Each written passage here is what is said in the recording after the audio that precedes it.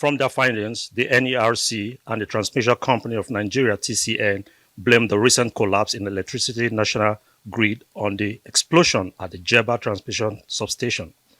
Key industry players, however, questioned the lack of transparency and government ownership of the Transmission Company of Nigeria (TCN) as a player and a regulator. TCN was incorporated in 2006 and as an incorporated company, but as of today it is being run as a parastatal under Ministry of Power, which shouldn't be so.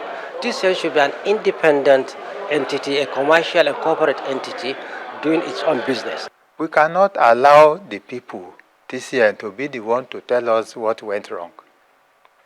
Because in court, they say, Nemo Judas in Casa Sua. You cannot be a judge in your own cause. So we must get a third party to assess what they are saying and be sure. As a way forward, industry players recommend decentralization, supervisory control and data acquisition cadre completion, and renewable energy to prevent future failures. There's serious lack of synergy in attitude in terms of management, proactiveness, and ensuring that actually time matters in this kind of operation.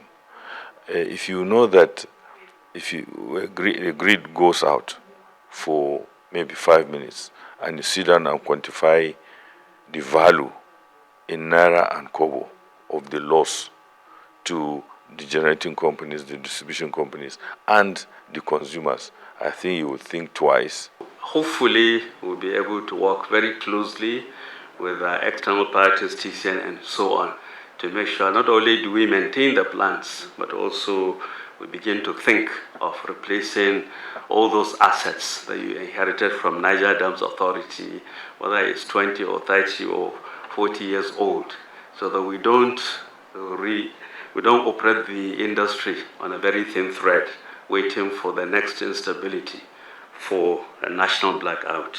While public hearings is essential to fact-check and articulate solutions, its success will, however, be measured when Nigerians no longer have to live with such disturbing grid collapse. Eshomamo Imodo, Arise News.